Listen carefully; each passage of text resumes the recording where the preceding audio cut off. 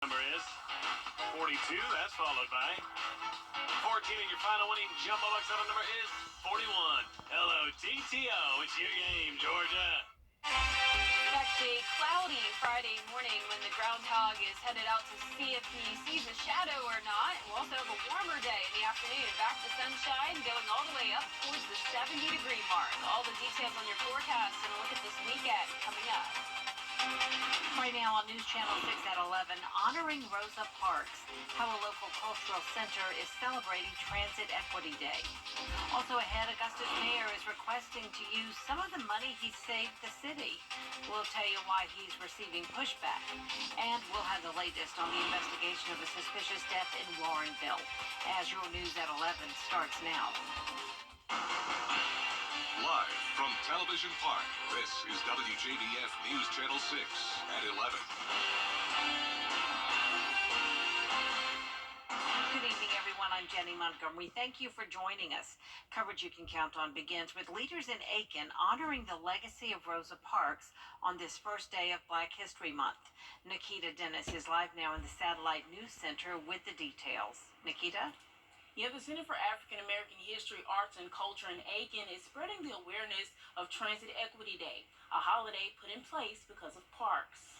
It's days away from activist Rosa Parks' birthday. Many across the CSRA are remembering her bravery. She refused to give up her seat on the back of a bus in Montgomery, Alabama in 1955.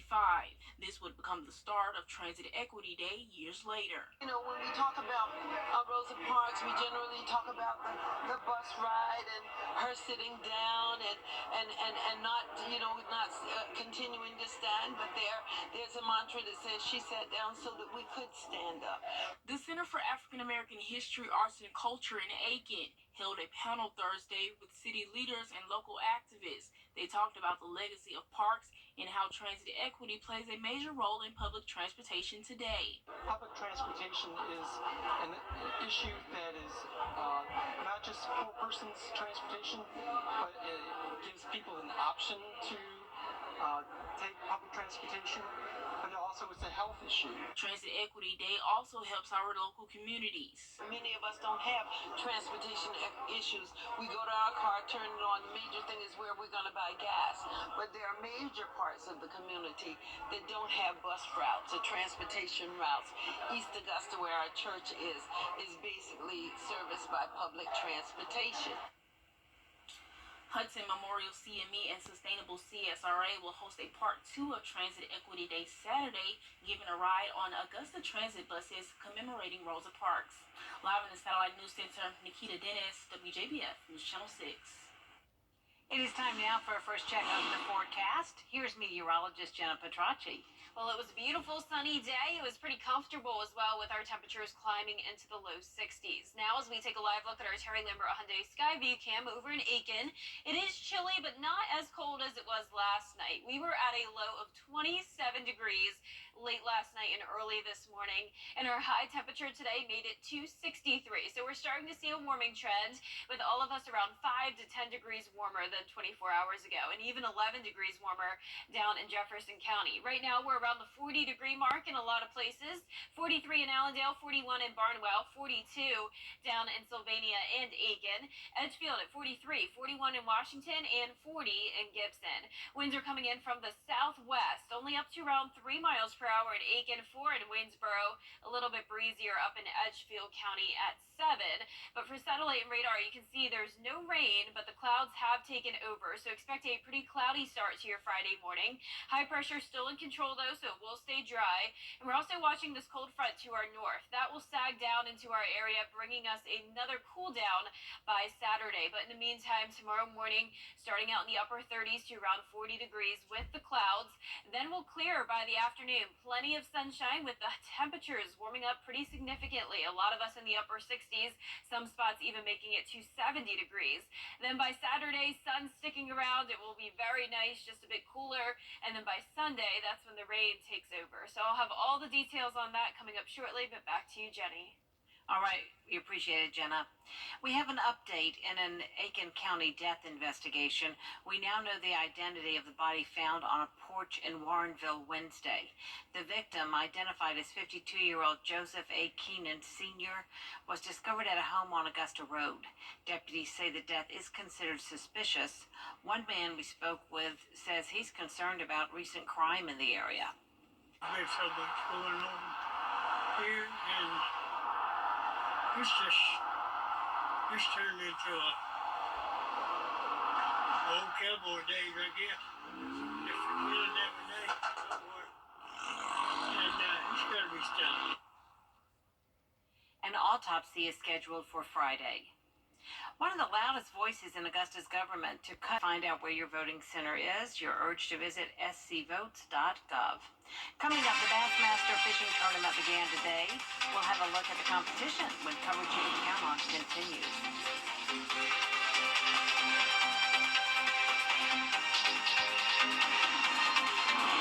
And it's a partly cloudy first night of February with temperatures in the upper 30s to around 40 degrees tomorrow morning with a big warm up and some sunshine by the afternoon. All the details when we return. Bougie, just good, and served till 11 a.m. The Coffee Club on News Channel 6, sponsored by Honda Cars of Aiken. Now, your most accurate forecast with WJBF Live Viper 6. Good Thursday evening. I hope you had an awesome day and enjoyed the nice sunny skies. Here's a live look now at our Terry Lambert Hyundai Skyview cam. It is starting to see some clouds moving in tonight. It's chilly outside, but not as cold as it was last night. We're right at 40 degrees. Winds are calm.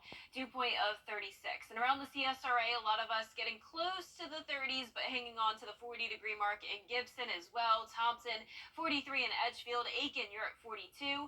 44 in Waynesboro, and 43 now in Allendale. So the clouds have taken over the CSRA. No rain associated with it, though. It's completely dry across the two-state and really all of the southeast. Now, notice to the north, though, we do have a cold front, and that'll swing our way by tomorrow evening, and that'll eventually bring us some cooler temperatures. But in the meantime, we actually have a warm-up tomorrow. It'll feel really nice in the afternoon, upper 60s, some of us in the 70-degree mark, so not too warm, but definitely feeling pretty nice, especially with the sunshine that we'll have by the afternoon. So it's Friday tomorrow. We're going to start out mostly cloudy, then those skies gradually clear as we warm up to around 68 degrees by the 2 o'clock hour. But not only is it Friday tomorrow, it is also my least favorite holiday, Groundhog Day. Of course, every meteorologist's least favorite holiday, since we don't like to trust a groundhog with our forecast. But if you want to play along just for fun, of course, here's the breakdown of how Groundhog Day works. By the way, this has been a tradition since 1887. Hard to believe. So if we have a sunny day, that's when the groundhog sees a shadow, and that means a longer winter. If we have a cloudy day, that means he won't see a shadow, and that means we'll have an early spring. And typically, he does see a shadow. So we have two groundhogs we typically follow. We have Georgia's groundhog, General Lee, and then, of course, we also have Phil up in Pennsylvania. Now, Pennsylvania, it's going to be really cloudy and foggy tomorrow morning, so I'm thinking he will not see a shadow. Now, here in Georgia, we do have a chance of it. It's going to be pretty cloudy in Georgia all throughout the morning, but those clouds will clear pretty early, so it's going to be kind of iffy tomorrow.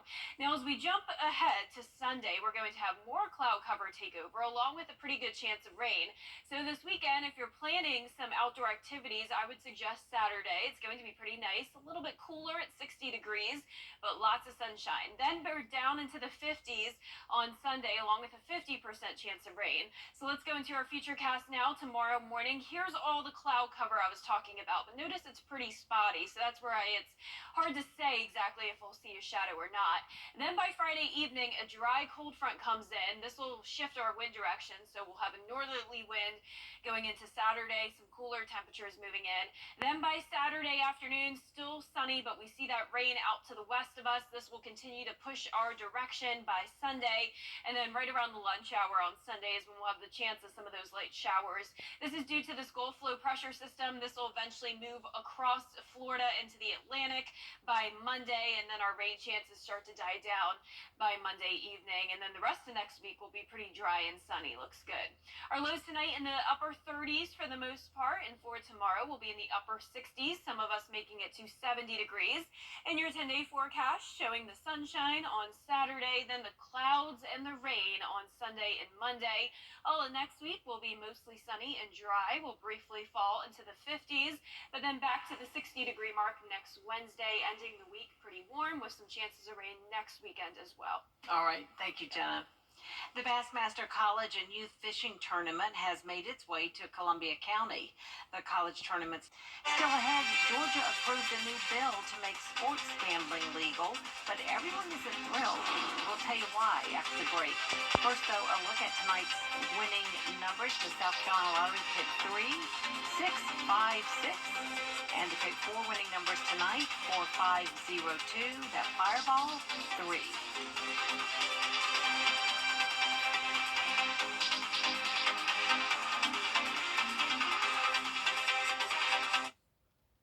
Hi, Suzanne Lily Henny Michael here with Hardwood Floors and More. For years we've been talking about our flooring and lighting gallery, but did you know we are also your one-stop shop for wallpaper? Today more than ever, wallpaper is the most popular home design element by combining both color and texture. So Hardwood Floors and More has you covered from floor to ceiling. And don't forget, we offer interest-free financing throughout our showroom and a military discount. Discover for yourself why Hardwood Floors and More has so much more in store for you. Meet a doctor who connects all the Infection. Now through Monday at Rooms to Go.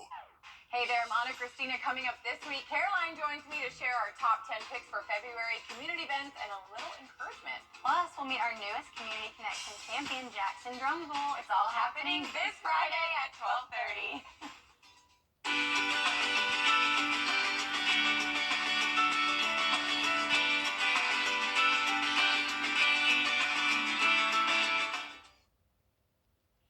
The Georgia Senate has approved a new bill that would legalize sports betting. Archith Seshadri tells us how it may benefit the Peach State. A bill that comes up for debate nearly every session at the state capitol, sports betting, is now on its way to the state house after clearing the Senate. Mobile sports betting. This is not a physical location. You will do this via app on your phone.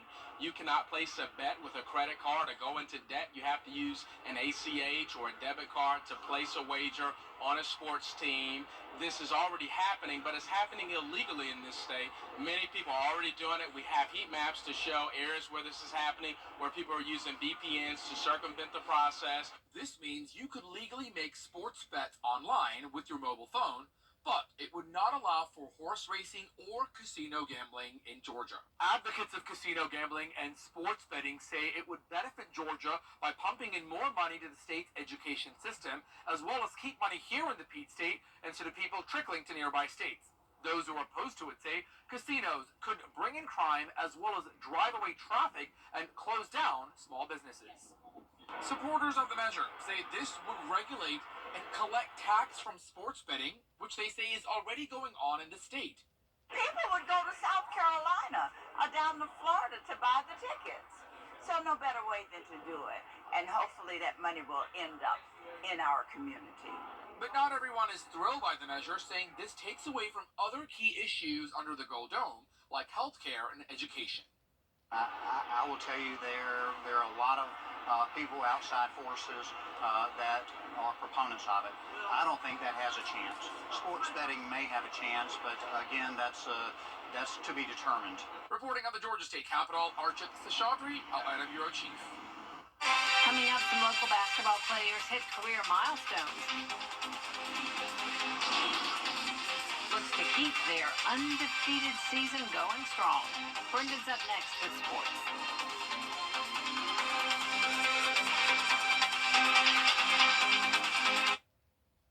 At WJBF's Television Park Productions, our mission is to provide local businesses with top-quality video and digital content at an affordable price.